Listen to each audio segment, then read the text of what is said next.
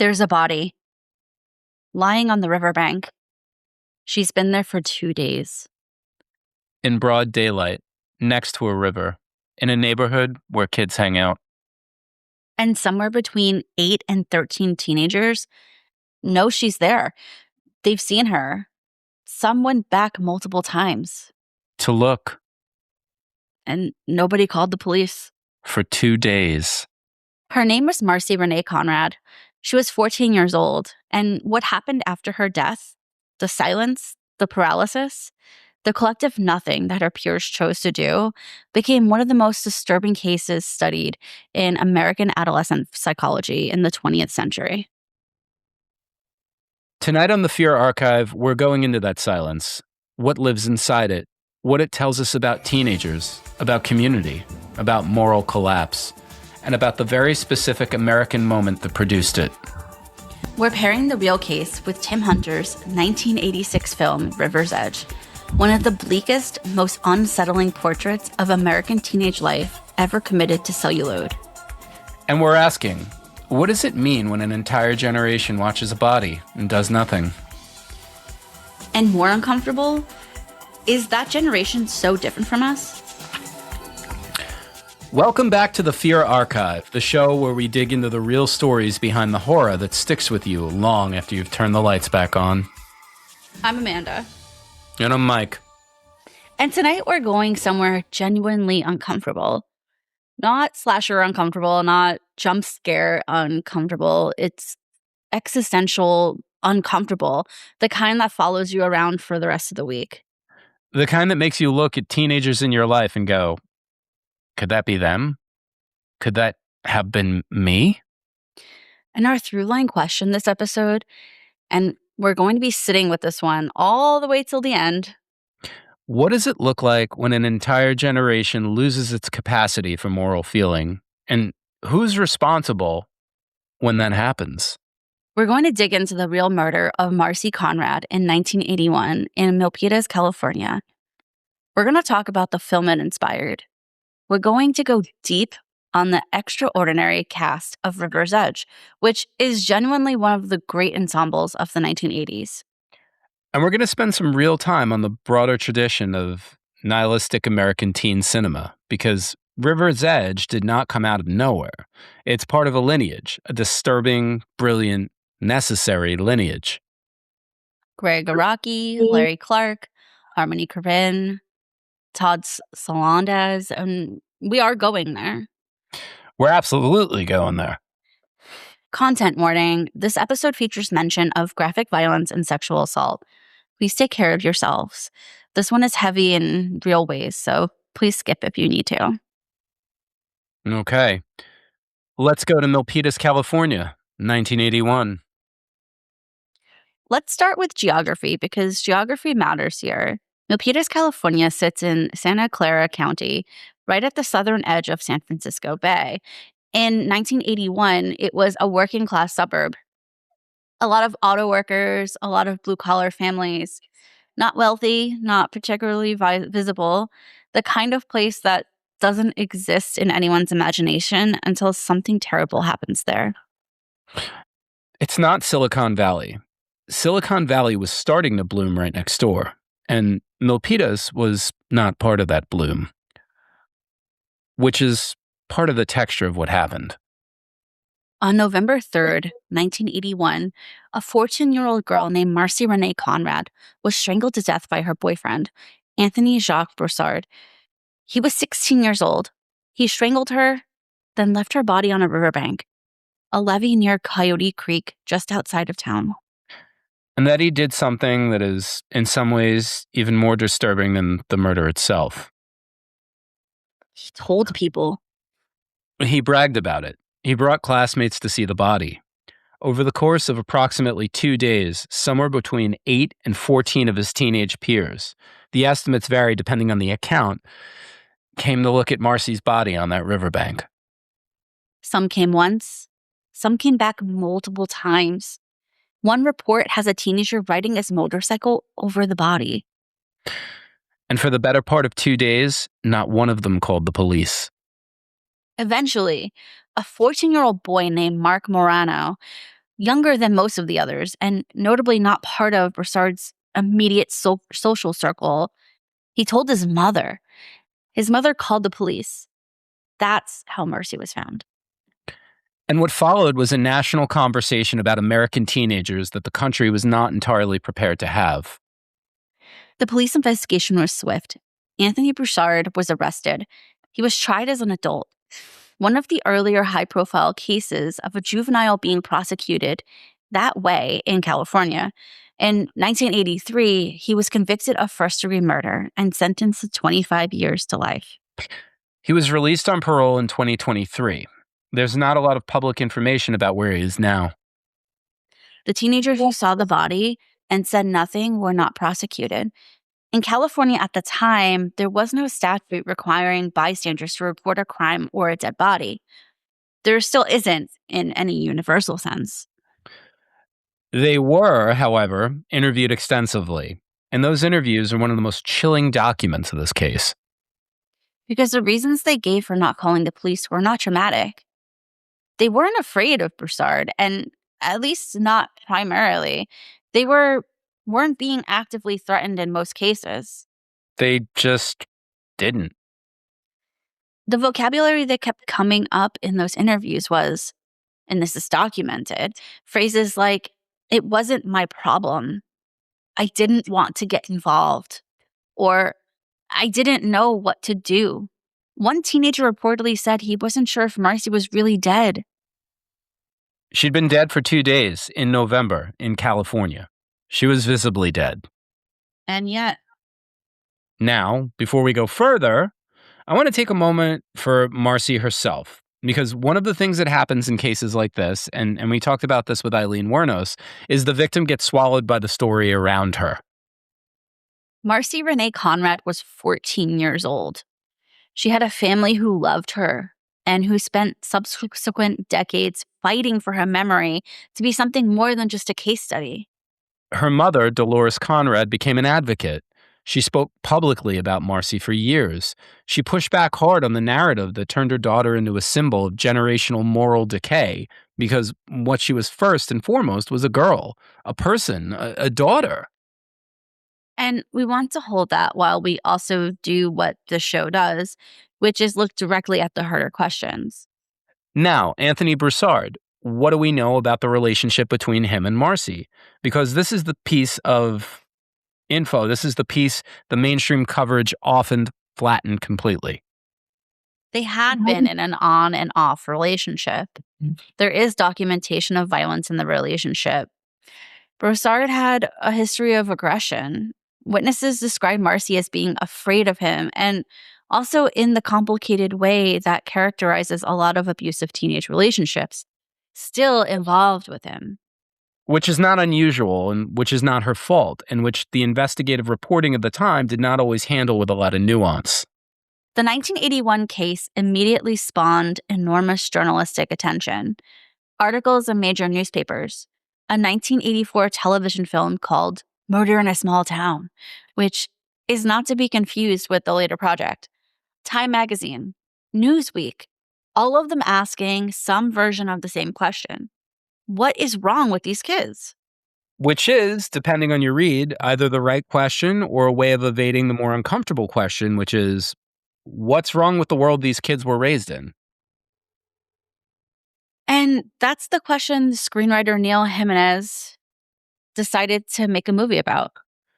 But before we get to the film, because there's a lot to get to, I want to briefly touch on a case from 2 years before Marcy's murder, because it illuminates something important about the geography of this kind of event. On Pius, April 20th, 1979, Smithtown, Long Island, New York. I lived there, y'all. John Pius was 13 years old. He was killed by a group of his teenage peers, beaten and choked to death with dirt and rocks forced into his mouth. The case was notorious, deeply disturbing, and it involved, again, multiple young people who either participated or knew and stayed silent. 4 teenagers were eventually convicted. Though the case was legally tangled for years, one of the defendants was 13, another 17. And the Pius case, like the Conrad case 2 years later, became one of these cultural flashpoints around the same question. Not just who did this, but how does this happen? How does a group of young people arrive at a place where extreme violence feels possible, feels survivable as a secret, feels something like the group can contain? And these cases cluster late 70s, early 80s, not because teenagers suddenly became more violent. The data doesn't actually support that. But because something was shifting in how teenagers related to institutions, to authority, to the idea of an adult world that was worth reporting to. Post Watergate, post Vietnam, the tail end of the energy crisis, the early years of Reagan, it was a period when the social contract, the idea that institutions were trustworthy, that adults had the answers, that the system worked, was in profound collapse. And the teenagers who came of age in that collapse were the generation that Neil Jimenez was writing about. Man, River's Edge is like one of my favorite movies of all time. I think I've actually seen this movie probably 30 times. Um, it's so fucked up too, because I feel like the incident, I feel like this has happened so many times throughout history, and Yeah. yeah, I I think mean, I feel like it it's still it's happens. it's an interesting thing to truly think about because our generation, right? We came after this. But, being a teenager, it's like, fuck the police. Like, we definitely did not want to work with authority. And it really No. does make me question, like, whoa, what would I have done? But I don't know. I feel like my moral compass is a little bit more there. I'd hope I would say something. Yeah, same. I think I would have been really creeped out if one of my friends from my teenage years showed me a dead body of someone they killed. I Hmm. definitely um get why people might not say something, right? Like the fear of, oh shit, he killed one person, is he going to kill me? Is um So I've seen River's Edge, right? We haven't talked about the film yet, and let's just focus on the actual case that we're talking about right now in this moment. But I didn't realize it was based off of a true story until you had been like, "Let's do an episode on it." And I was like, "Oh, okay." Um, it's interesting thinking about how this could only exist in the past. Do you think this could exist today with technology? This kind of situation of yes. kids with a body? Yeah, and sorry for just jumping and my No, aggressive no, yes. it was you I work with think kids all day, so that's why, and of the age. So that's why I'm Mhm. kind of interested to get your take on it. I absolutely think this would happen, and if anything, maybe hot take here, maybe not hot take. I think since COVID and that era of remote learning, I think that kids lost something extremely important in their social emotional development, and there is a sense of like it's not apathy but detachment, and it's actually I think kind of scary. And it's not every kid, but I think there's this like this aspect of Gen Z that they're kind of like numb, and maybe this could happen more so Mhm. than like and I'm not saying they all don't value human life, and that would just be a complete fallacy if I said that, but I feel like they're so desensitized because there was such chaos and loss during the era of COVID, but not even just that, but just because they can access um, actual violence and Yeah. horrific shit on their phones at a much earlier age, whereas the kids in River's Edge, really had to seek it out. We had to really seek it out, from our We had to generation. Yeah. seek it out, but I also feel like with 9/11, we were Oh exposed to yeah, death, yeah, yeah, yeah, yeah. But like civilian death. the but the difference between then and now, like the difference between like a 9/11 is they really picked and choosed what they showed us with 9/11. Like, you really had to look for the Yeah, footage but or no the one the had footage. phones. If you had a Yeah. camcorder. out, then you got it on camera, but other than that, Yeah, yeah. I mean, kids can Yeah. go on X and see, aftermaths of murders. I mean, people snap Mhm. pictures of horrific shit all the Dude, I time. get Yeah, citizen alerts. There's apps for that shit where they're showing right. crimes and stuff happening right out in your vicinity. So, I'm gonna share a story. There was a self-unaliving in the park across the street from my school where I teach, and, it was an Like, older right across person. the street? Yeah, yeah, yeah, older person who committed suicide, and in an hour after the body was found, Mhm. X was flooded with pictures the kids took of Mm. the guy hanging. So, it's wild, and it was just sorta like, "Yo, look at this." Really fucked Damn. up. But I feel like there's this, like, I don't know, maybe it's youth, right? Like, they don't understand mortality, maybe? Yeah. They'll kind of Well, like I say this in a lot of episodes, but I really think it has to do with, like, frontal lobe development where, like, Sure, it it it's like 100%. that cause and effect and, like, like, actualization of life. Like, I think when you're young, you haven't lived many years, right? The time past isn't as much as it would be when you're older, obviously, so, like, it's not as precious, right? Um, Right, and maybe but they're maybe thinking to the future, but then they're not thinking, like I don't know how to explain it, like, not I hear you. understanding what death is, I guess? Like, a lot of young kids haven't really experienced someone close to them dying.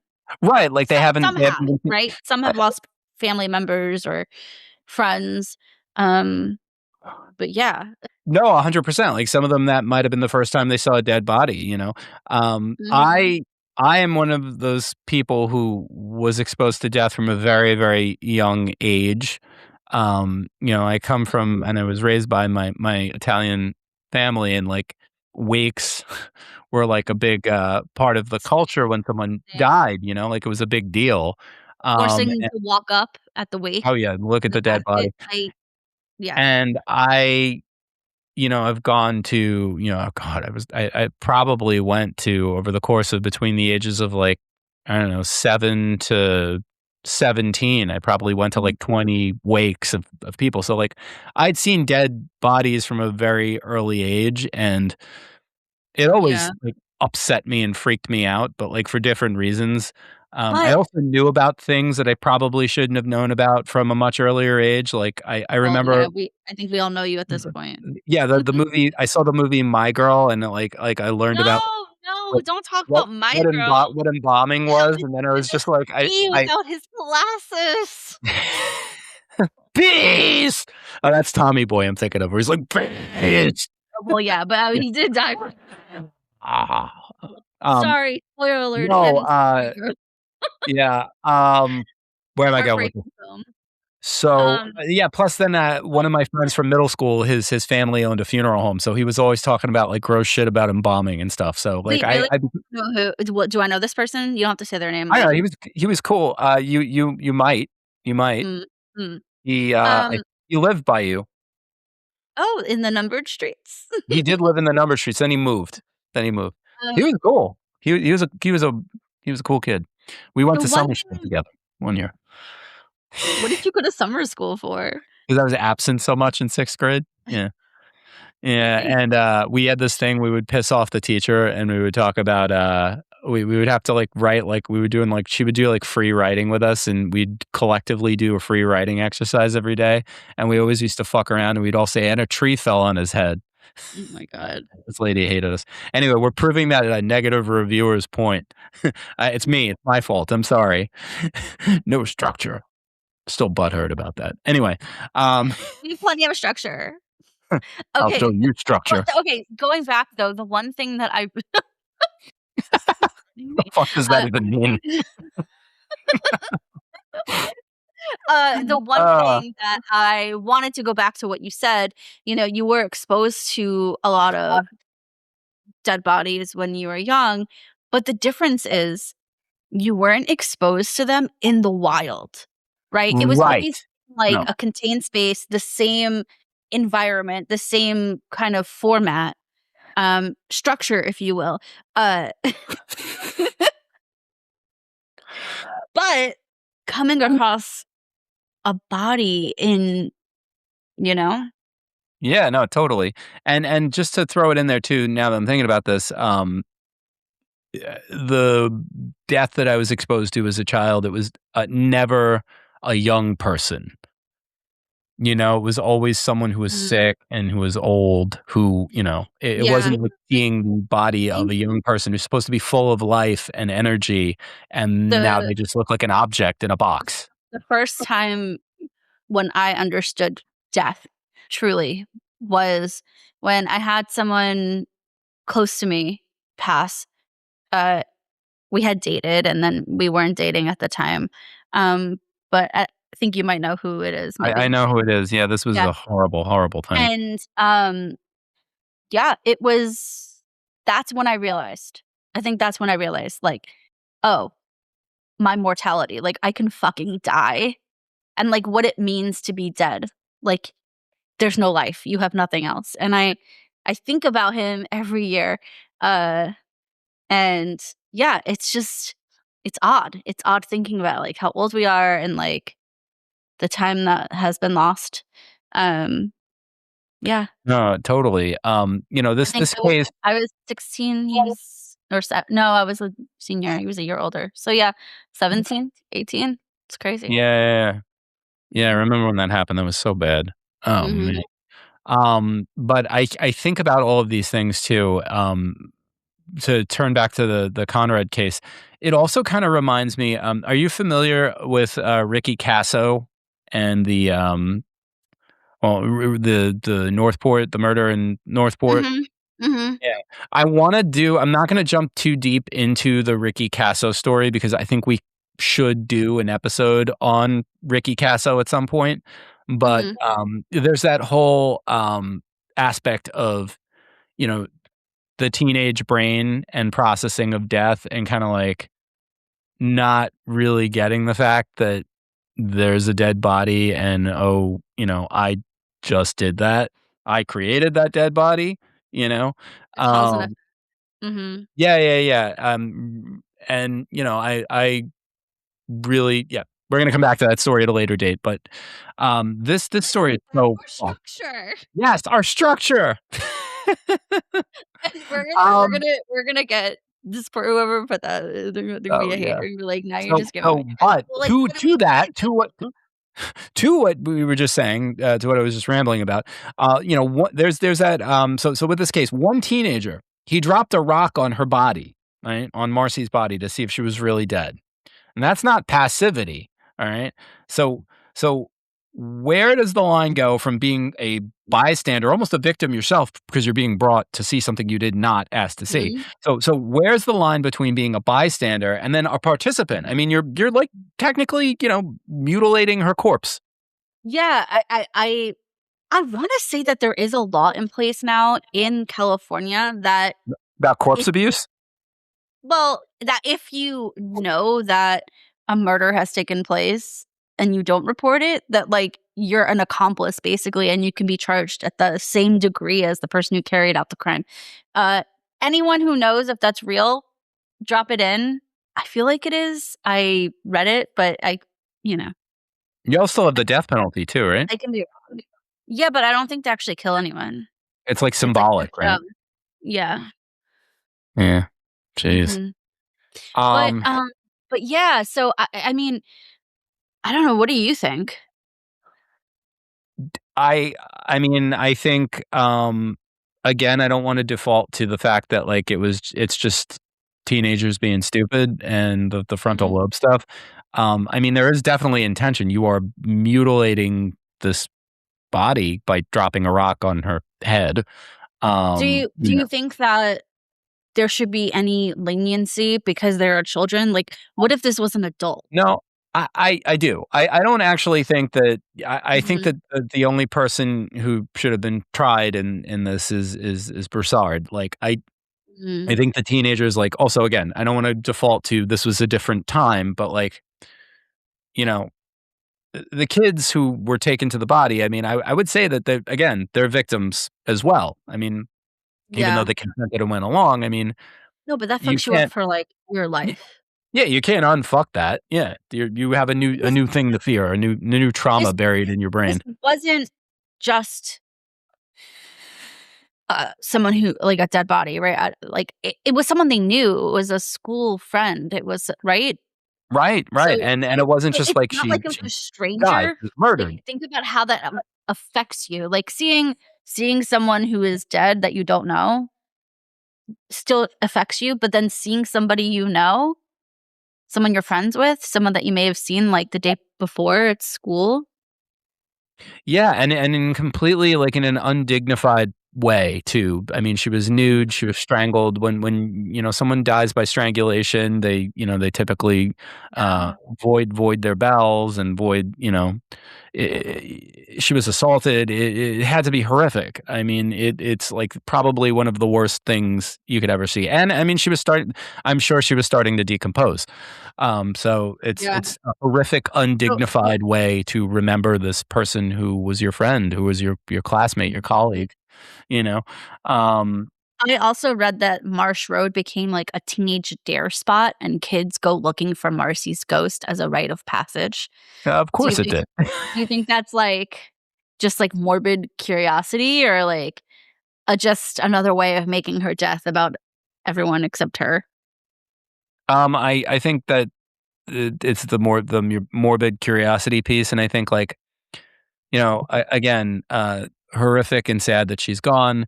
But by Mhm. this point, I think it's probably just part of the lore of the community, and teens are gonna teen, and True. It's a very long that's. time ago for I teenagers mean, thinking about we that had we timeline. had yeah, we had Sweet Hollow Road growing up on Long Island. Oh my god, we did. And Mhm. apparently, if Mhm. you listen to the legends, so many people died there, but I don't think anyone died there. Uh, but I feel like there was some creepy thing where someone died and people would dare people on Long Island. What the fuck was it? What am I thinking Wasn't of? there, like, um It's like a murder house. There were a couple, like creepy murder houses for sure. oh, Um Amityville? Oh, yeah, duh. I don't know, one of the most iconic ones.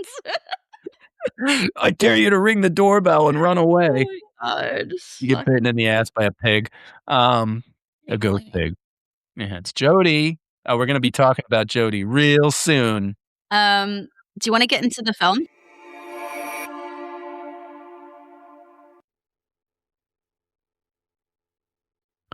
Okay, the film, River's Edge, 1986, directed by Tim Hunter, screenplay by Neil Jimenez, and I wanna start with Jimenez because he's essential to understanding what makes this movie work.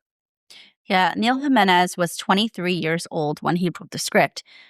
23. He read about Milpitas' case and he became obsessed with it. Not the murder, but with the silence afterwards. And he later said that what gripped him was not the act itself, but the passivity, the communal decision to do nothing. He wanted to understand the internal logic of that passivity, not excuse it, but map it. And the screenplay he produced is remarkable. It's not a thriller, it's not a whodunit. We know who did it from the opening scene. The film is about something much stranger. It's about the experience of knowing a monstrous thing and not feeling the monstrous thing. And the film's central character, the one closest to a moral conscience, is a teenager named Matt, played by Keanu Reeves, the So nicest young. man in Hollywood. So young in that. um, So good. yeah, yeah. And the thing about Matt is that he doesn't want to be the conscience, he resists it. The film is about his reluctant, slow, agonizing decision to tell an adult what he knows. And it takes him essentially the entire film to do it, which, the more you sit with it, actually psychologically accurate portrait of how adolescent moral reasoning works under social pressure. So let's talk about the cast, because River's Edge has one of those ensembles that, in retrospect, is almost surreal. Keanu Reeves, in one of his earliest film roles, is genuinely extraordinary. He's playing someone caught between adolescent loyalty and moral instinct. And he does this thing Keanu does where he conveys enormous internal conflict through stillness rather than expression. It works perfectly for this film. Crispin Glover plays Lane, and Crispin Glover in this film is, I don't know how to say this. He's unhinged, but in a completely deliberate way. Very Lane, Crispin. Matt, Matt. He's just being Crispin Glover. Lane is the one who keeps trying to maintain the group's silence. He treats covering up the murder as a loyalty test. He's deeply invested in the group's solidarity, that he's essentially become its deranged enforcer. Glover had already done Back to the Future at this point. He was known, and he made the choice to play Lane as genuinely uncomfortably unwell, not like cartoony villain unwell, but the specific kind of unwell that comes from someone who has decided that the group is the only thing that matters. Yeah, there's a performance theory floating around that Glover based elements of Lane on Charles Manson. I don't know if that's documented, but watching the film, it really tracks. Yeah, he's an incredible actor. Ione Sky plays Clarissa, the female lead, one of the teenagers in the group who also has a moral reckoning. Ione Sky would go on to Say Anything 2 years later and become a genuine 80s icon. And you can see why here. She's doing a lot of quiet, interior work in the film that could easily have been dominated by Glover's extravagance. Then you get Daniel Roebuck, who plays Samson, or John. I remember John meets Turlet. Yeah. So Samson's the actual killer, and the choice Roebuck makes is the most disturbing one in the film. Samson's not frightening in a conventional way. He's blank. He's affectless. He describes killing his girlfriend with the same vocal register you'd use to describe losing your keys. Yeah, he really creeped me out. Like, never really knew what his next move was going to be. Yeah. Roebuck went on to a career full of genre work, Lost, various cult films and TV shows, but Samson might be his most technically demanding performance because doing nothing, conveying nothing, and making that more disturbing than any conventional movie villain performance is genuinely hard. And then there's Dennis Hopper. Yeah, Dennis Hopper plays Feck. And if you have not seen this film, I need you to understand Dennis Hopper in 1986 plays a one-legged former biker who lives in a ramshackle house with an inflatable sex doll named Ellie, who he is genuinely, tenderly in love with, and who may or may not have committed his own murder decades earlier. I killed a girl once. Put a gun to the back of her head, blew her brains out the front. But I like, was in love. I think that's the line. yeah, Um, the true love he has for Ellie is I don't know, tender. Like, it truly yeah. is like, I'm like, oh my God, you love her. The way he like is like, give me her. When Hands she off. starts deflating. Yeah. Um, Spoiler alert. Yeah, Ellie somehow dies. well, That's there's a so parallel. I mean, they remember they okay. see her floating down, by the river. Yeah. Um, all right. Somehow Hopper makes this seem completely human, though. I mean, he was one of the greatest actors of the 20th century. Fucking Dennis Hopper. Feck is a grotesque figure, by any objective standard. He's a disaster of a person. And yet there's something broken and genuine in him that makes him the most morally present adult in this entire film. Yeah, like when he pops his leg off. I love that part. Uh, but that's the point. That's the point, though. Like, the actual adults in these kids' lives, the parents, the teachers, they're so absent. They're checked out, dissolved into their own problems. I feel like half the time they were just worried about, like, where are you? Where are Right. you? Right. Feck, this wreck of a human being on margins of society, he's the only adult who's actually paying attention to what these kids are doing. Yeah, absolutely. So Hopper was going through his own very complicated period of his life in the mid '80s. He was in recovery. He was trying to rebuild his career after years of addiction, and there's something about that particular personal moment that he brings to Feck. This man who has survived himself and is not sure it was worth surviving.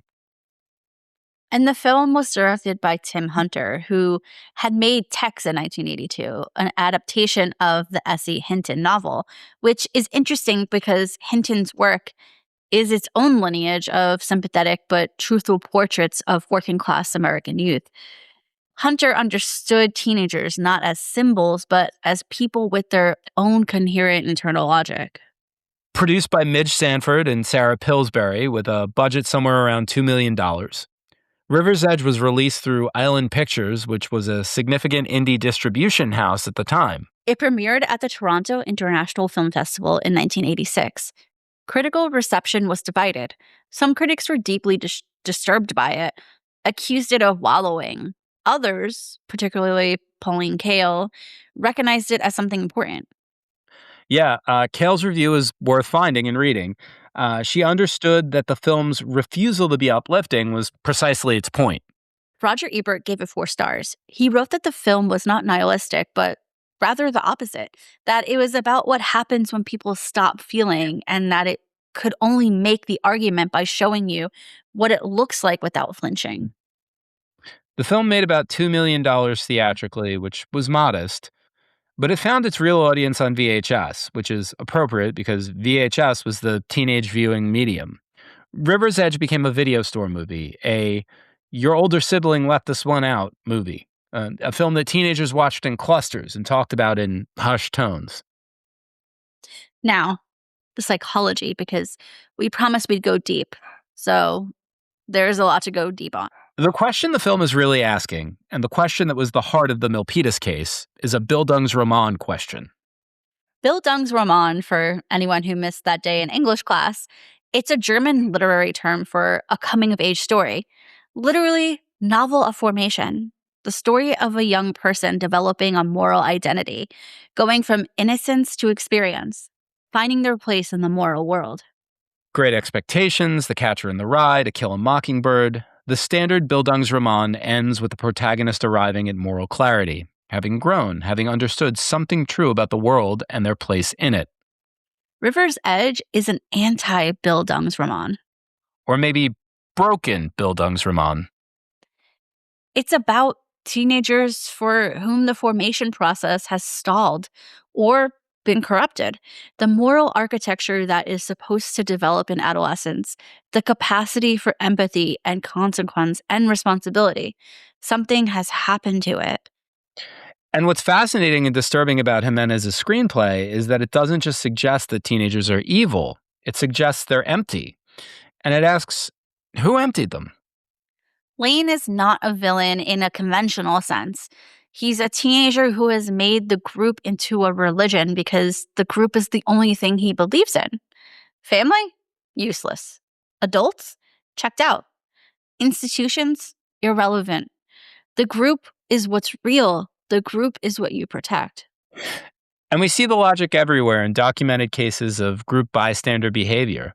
The Milpitas kids who saw Marcy's body were not, for the most part, bad people in any calculated sense. They were people whose loyalty to the group had become so total that it overrode their individual moral response. There's a psychological principle here, bystander effect, diffusion of responsibility.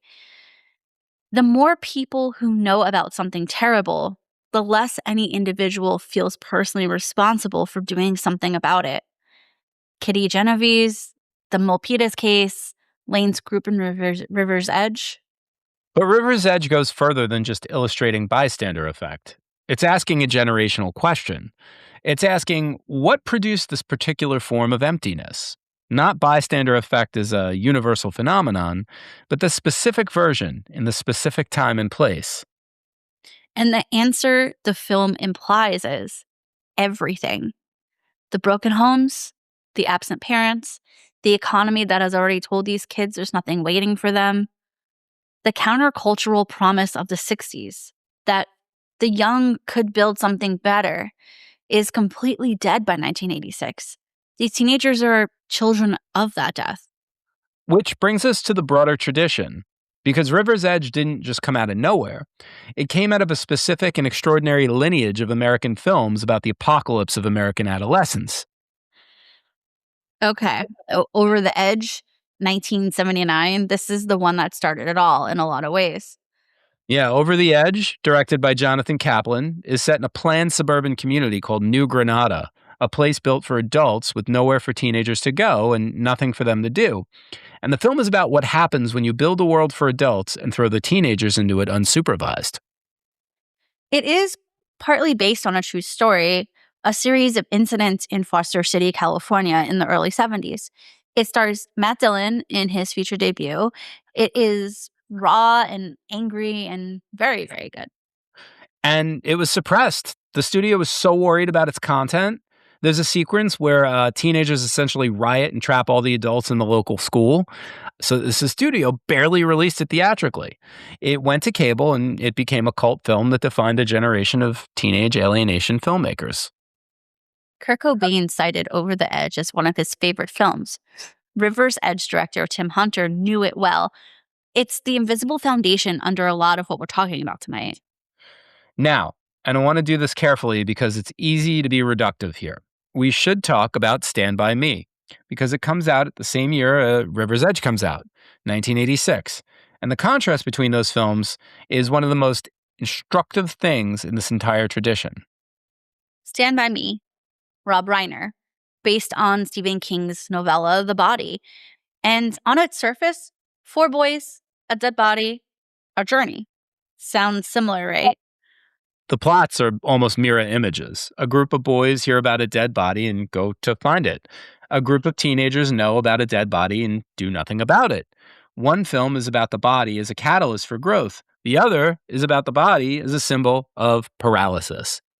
And the difference is not just tonal. It's class. It's community.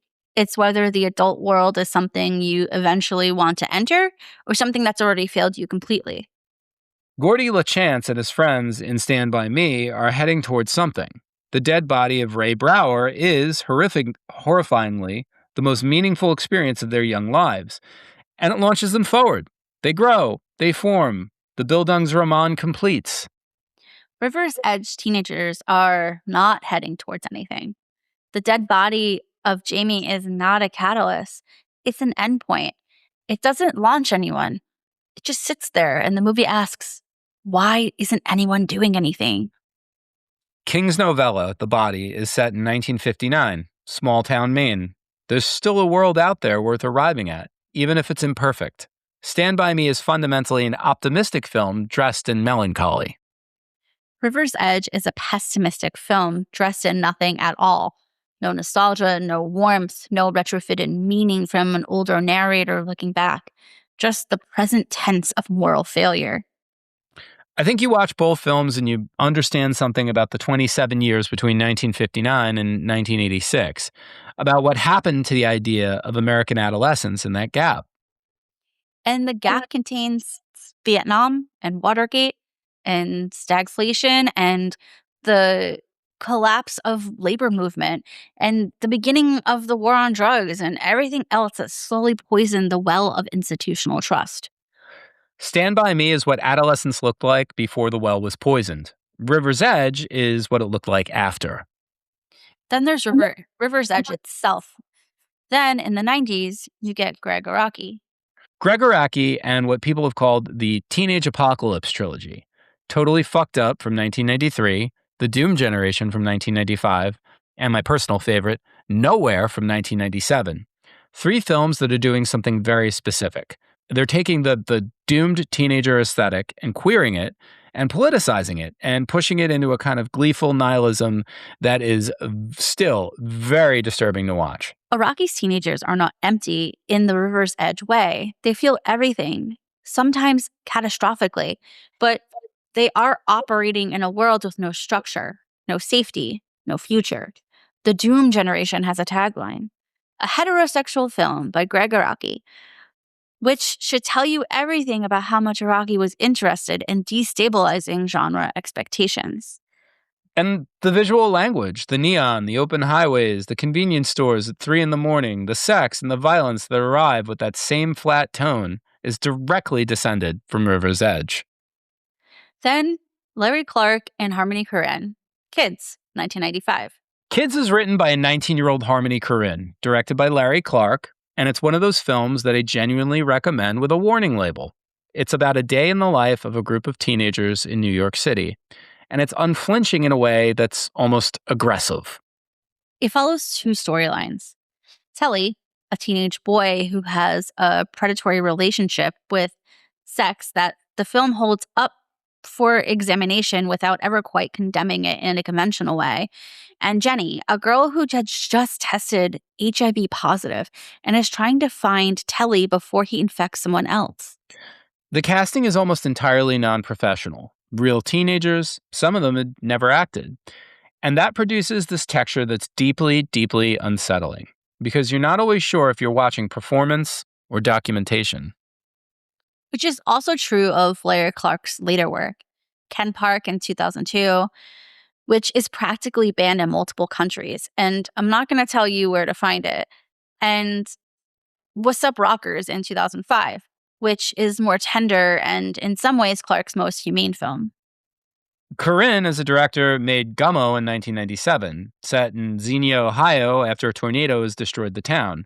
And Gummo is the most formally experimental of all of these films.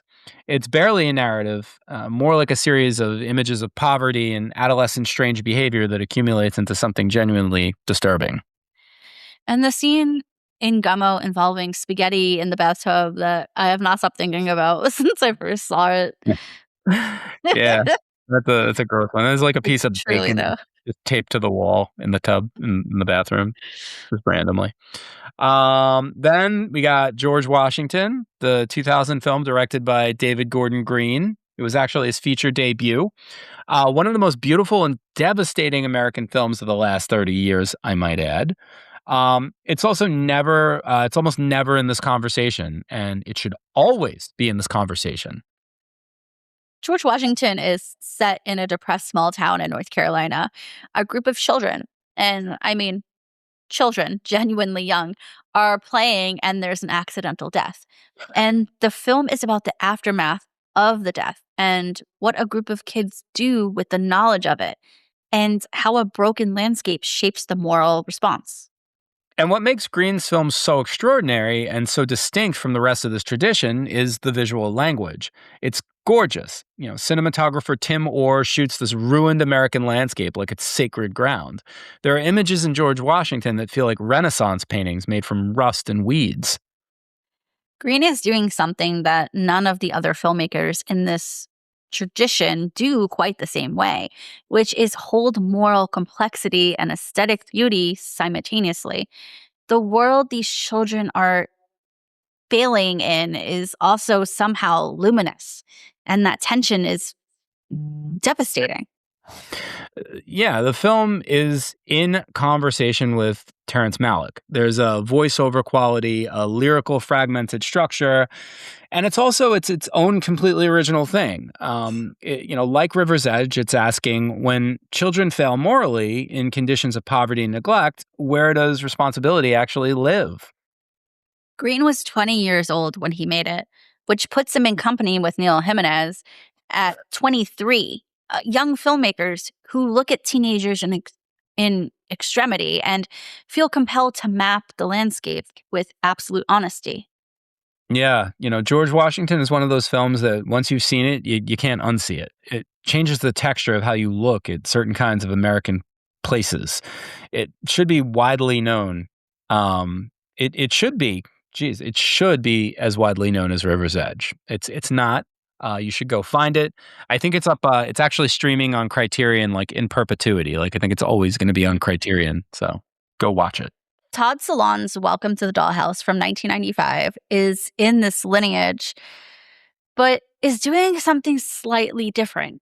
It's a dark comedy about middle school, specifically about what it means to be the most uncool person in the room and the everyday cruelties of adolescence, social hierarchy. It's funny in a way that makes you feel terrible for laughing.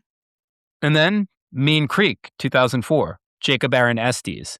And this one is the most direct River's Edge descendant in terms of structure. And I think it is also just another genuinely underseen film. Mean Creek is about a group of teenagers who plan to humiliate a bully on a river trip. And then something goes wrong. Someone dies. And suddenly the group is faced with exactly the same question as the Milpitas teenagers and the kids in River's Edge. Do you tell? Do you stay silent? Where does loyalty end and culpability begin? And what Estes does brilliantly is make the bully, the kid who was supposed to be the target of the humiliation, a fully human character before the death happens. So the moral weight of the silence is enormous. You know who this person was. The film won't let you make him a prop. Which is exactly what Patty Jenkins was doing with the victims in Monster, and what Tim Hunter was trying to do in River's Edge, refusing to let the dead person be a device, insisting on the humanity of the body that everyone else is treating as a problem to be managed.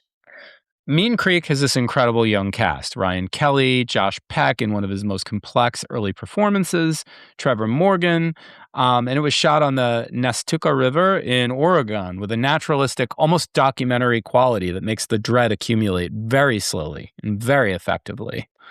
It's a film that understands group psychology, the way River's Edge understands group psychology. The social pressure, the way one person's energy can override an entire group's moral instinct. The way the decision to stay silent creates everything, reversing it feels impossible. And more recently, Super Dark Times, 2017, directed by Kevin Phillips, set in 1996, and it is explicitly in conversation with River's Edge, another film about a group of teenagers, an accidental death, the keeping of a terrible secret, and the way that secrets slowly destroy the group's social fabric from the inside out. Super Dark Times is extraordinary and deeply underseen. We'll link it in the show's notes. You should find it. Yeah, what all these films share and what connects them back to the Milpitas case is an unflinching insistence that teenagers are capable of the full range of human moral failure, that the Bildungsroman is not guaranteed, that you do not automatically arrive at wisdom by the end of adolescence. That formation can fail. And that failure is not random. It happens in specific conditions. Poverty, absent adults, broken institutions, cultural hopelessness. The doomed teenager aesthetic is not nihilism for nihilism's sake. At its best, it is a diagnostic film tradition. These are films that are taking the social temperature of American youth and finding something alarming. The uncomfortable corollary being, every generation of adults that produces these films is, on some level, diagnosing itself. Because who raised these teenagers? Who left them alone in Over the Edge? Who wasn't around when Lane decided the group was God? Who left Marcy Conrad in a relationship with a violent boy and didn't see it coming? Adults. And the most reliable character in this entire tradition is the absent, useless adult. Okay, let's get into the through line, the thing that we've been holding since the cold open. What does it mean when a generation loses its capacity for moral feeling? And who is responsible when that happens? I want to come at this from the Bildungsroman angle first, because I think it's the key to understanding why both the real case and the film still resonate 40 years later. The classic Bildungsroman, and we're talking Dickens, we're talking Salinger, we're talking the entire tradition, assumes that growing up is fundamentally a process of arriving. You start in innocence, you encounter experience, and you emerge with something. Wisdom, moral clarity, a self. River's Edge is a film about what happens when that arrival doesn't come. When you go through the experiences, when you see the body, when you know the horror and nothing arrives. No wisdom, no moral clarity, just the weight of knowing and the silence around it. And Neil Jimenez is asking, is that a failure of individual character? Or is it a structural failure? Did we as a society build the conditions for that silence? And I think the film's answer and the real case's answer, if you look at it honestly, is both. It is both. The Milpitas teenagers who didn't call the police were not monsters, but they were also not morally neutral. They made choices. The moral weight of those choices is real. And Marcy Conrad's family has every right to feel the weight of what those teenagers did or didn't do. And simultaneously, you can't look at those teenagers and not ask, what were the adults doing? Where were the parents? Where were the teachers? Where was the school? Where was any institutional system that might have, at some earlier point, caught Anthony Broussard's violence or given Marcy a way out of that relationship or build in these teenagers any sense that the adult world was worth turning to? The answer in Milpitas in 1981 is largely absent. And that is a social failure, a political failure, a failure of the specific version of American suburban life that promises to build communities and then doesn't build them at all. What Over the Edge is about in 1979, you build the houses, you build the roads, you don't build anything for the people who live there who aren't adults with jobs. And then you're horrified when the void you created fills with something terrible. Here's the thing that gets me about the Lane character in River's Edge specifically. He is the most dangerous person in the film. More dangerous, arguably, than Samson, who committed the actual murder. Why do you think that? Because Lane is the one who constructs a moral framework around the silence. He doesn't just say, don't tell. He says, this is what loyalty looks like. He says, this is what it means to be one of us. He takes a social pathology and turns it into an ideology. Yeah, and that is, and I think we have to say this directly, that is cult behavior. No, 100%. Totally is. The dynamics of the group in River's Edge are genuinely cultic. A charismatic, unstable leader who demands total loyalty. A test of that loyalty that requires you to betray your own moral instincts. And us versus them framing where the them is the adult world, the outside world, anyone who might hold you accountable. I think of, like, in the film, the little brother turning on Yeah. his own brother, Oh man, that is yeah. The little brother in that's Jason what was his name? The priest, Karras in Jason Miller, the priest from The Exorcist. That's his son. Oh, Um interesting. yeah. And he was also the little boy in Halloween 3. He was Tom Atkins' son. But he Mhm. went on to become a director. He actually Yeah. directed the final girls. Oh, that's awesome. Yeah. Yeah. And I Yeah. want to get he is such an interest. No, he didn't direct it. He wrote it. I'm sorry. He wrote Okay. Yeah. Joshua John Miller. Yeah. But he is a director though. Mhm. Yeah. Yeah, I love The Final Girls. I think Yeah. that's such a incredibly written, funny, heartfelt Yeah, movie. but yeah. Digressing. Sorry. No, yeah, but I mean, those dynamics aren't fictional. They appear in documented cases of the Milpitas teenagers' behavior. The social pressure to stay silent was real, and it came from exactly this place, from the idea that loyalty to the group superseded everything else. Yeah, and the Feck subplot is also doing something interesting here. Feck is an adult who committed his own murder. He killed a woman he loved, well, at least he says. And he's lived for decades with that act, alone, at the edge of society, in a relationship with an inflatable doll, because a real human being would require him to be present in ways that he can't manage anymore. Feck and Samson are paralleled in the film. Both have killed a woman they claim to love, and the film draws this stark contrast. Feck has been destroyed by what he did. It made him incapable of human connection, incapable of ordinary life. The act has weight. Samson is no weight. He's fine. He's bored. He describes the murder with the same flat tone he uses for everything else.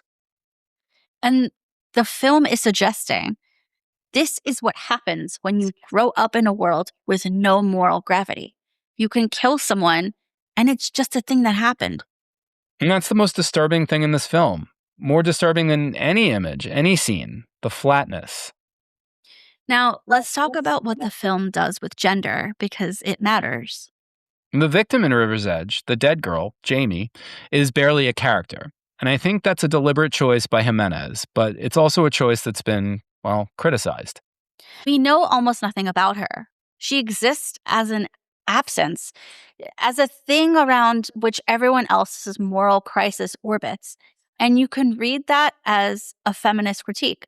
The film is about how these teenagers have dehumanized her to the point where even the narrative can barely see her.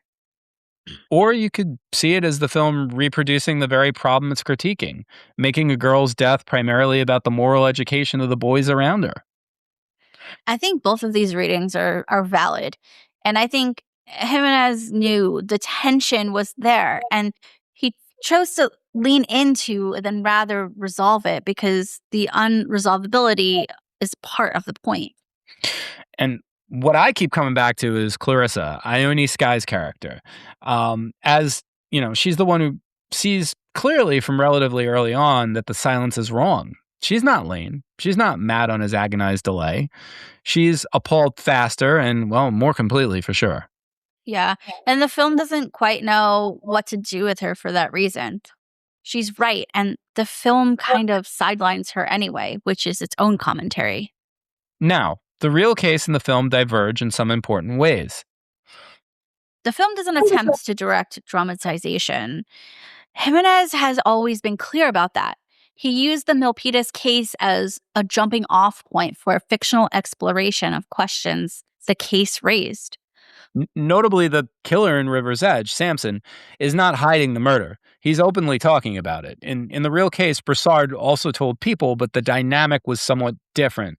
There was more active social pressure around the silence. The Feck character has no real world analog. He's a pure fictional creation. The way of introducing a distorted mirror, an adult who has been through a version of what Samson has done and shows us where it leads. The film was shot in the Sacramento area, in and around the Rancho Cordova region, which has that same flat, exhausted, uncelebrated California suburban texture that Milpitas had. Tim Hunter was very deliberate about that aesthetic. The cinematography is by Frederick Elms, who shot Eraserhead and Blue Velvet for David Lynch, and that DNA is visible. There's a particular quality to the light in River's Edge that makes everything feel slightly off, slightly underlit, like the world is dimmer than it should be. Yeah, I always felt like this. This felt like it exists in the world of Twin Peaks, River's Edge. I thought that too. I rewatched it this past week for this episode recording, Yeah, and that shot when you first see her body, I yeah, was yeah, like, yeah. "Hello, Laura. Okay." This came out, I mean, years before Twin Peaks I was. know, I Yeah. know, but you know what I'm Oh, saying? And that oh, same, oh, like, just, like, blue to it. yeah. Even the score kind of has Yeah. a Angelo Badalamenti vibe, even though it's not him. Mhm. Yeah, yeah. So Elms, the DP, he was like totally deliberate and inspired choice. The film needed to look like a place where the ordinary had curdled into something wrong without anyone noticing when that happened. The score is by Jürgen Nieper, a German composer, which is interesting. There's something in the score that feels slightly detached from American genre conventions. It's not a horror score, it's not even a teen movie score. It doesn't tell you how to feel. Yeah, totally. That's the right choice for this film. I mean, the last thing River's Edge needed was music telling the audience when to be scared or sad. Let's come back to our through line. When a generation loses its capacity for moral feeling, who is responsible? The film's answer, as best as I could read it, everyone. The parents who are absent, strung out, exhausted, checked out, the institutions that have nothing to offer these kids, the economy that has already told them the future is not for them, the cultural moment that has replaced idealism with irony and left nothing in the space where meaning used to be. And the teenagers themselves. The film does not let them off the hook. Matt's delayed decision to tell an adult is not heroic. It's the minimum, and it nearly comes too late. And the film makes clear that it came at the cost that it should have been much lower. The film ends without catharsis. There's no satisfying resolution. The killer is caught, but there's no sense that anything has been understood or fixed. The characters are just there, still in that same world. Which is, as horror goes, about as scary as it could get. Not a monster, not a ghost, just a world that keeps going without ever being fixed. And here's where I want to connect back to the real case. Anthony Broussard was arrested, tried, convicted. The system functioned in the way systems are supposed to function, and it still didn't feel like justice. Because justice for Marcy Conrad was always going to be insufficient. The question of why a 14-year-old girl was in a relationship with a violent boy and why nobody stopped it, and why a group of teenagers could look at her body for 2 days and feel nothing sufficient to pick up a phone, those questions were not addressed by a conviction.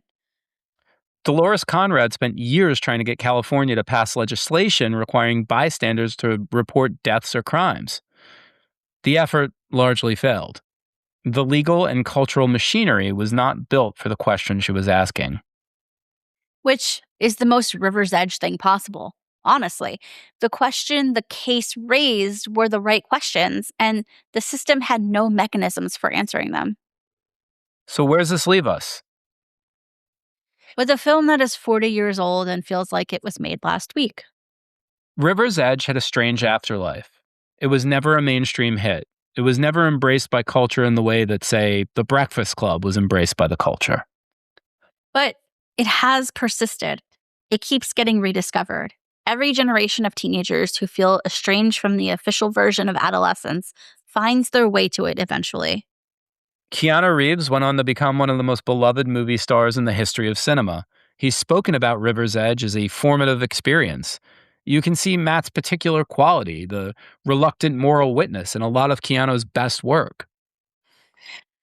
Ione Sky became an icon. Crispin Glover became Crispin Glover, which is its own remarkable ongoing project. Dennis Hopper made Blue Velvet the same year as River's Edge and spent the last decades of his life being recognized as an extraordinary actor that he was. Tim Hunter went on to a distinguished television career, directing episodes of Breaking Bad, Twin Peaks, The Sopranos, Mad Men. He's one of the great unsung directors of American prestige television, and River's Edge is why those shows wanted him. Neil Jimenez went on to write The Water Dance in 1992, which he also co-directed and which is semi-autobiographical. He became paraplegic after a hiking accident and wrote about the experience. It is beautiful and it's definitely worth finding. Mm. And in the wake of River's Edge, the tradition it helped define continued through Kids, through Iraqi's Teenage Apocalypse trilogy, through Gummo, through Welcome to the Dollhouse, through Super Dark Times. The doomed teenager film became its own American genre. Amanda and I even wrote one that's currently in production. Background noise. More on that later. And every one of those films, even the one Mike and I wrote, is asking the same question River Edge asked. What happens when formation fails? What does adolescence without moral gravity produce? And what does that say about adults who built the conditions? Marcy Conrad would have been 60 years old this year. Her mother spent decades keeping her memory alive, fighting for her to be more than just a case study, more than a symbol of generational rot. We want to end by saying that before the jokes, before the dark puns that we have absolutely prepared, She was a person. She deserves safety she didn't get. And the questions her death raised are still worth asking. okay. Okay. With that said, With that said, I think we should talk about the film's legacy in the context of American cinema more broadly. okay. River's Edge is a film about teenagers who can't move on from a dead body. Mm-hmm.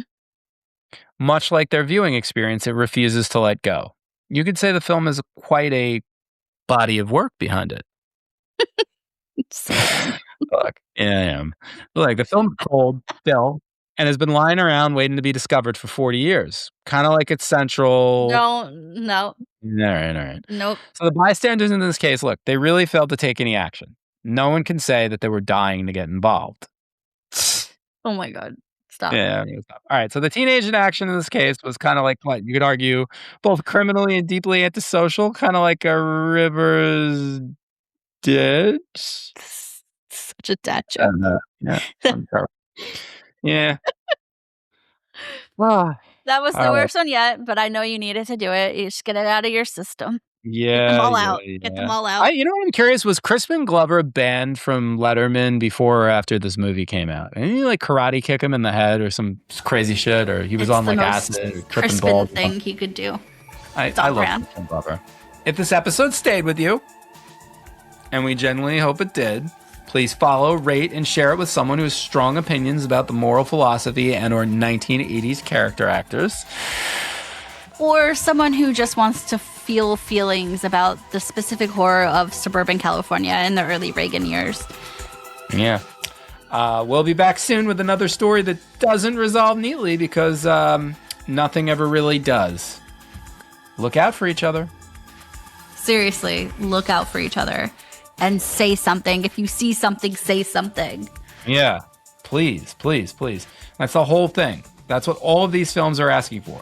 Just fucking look out for each other. All right. This has been another episode of the Fear Archive. See you soon. Y'all. You've been listening to The Fear Archive, hosted by Amanda Kagawada and Michael Ryan Asap, produced by Cassie Josephove, with original music by Umberto. This podcast is a production of Violet Hour Media.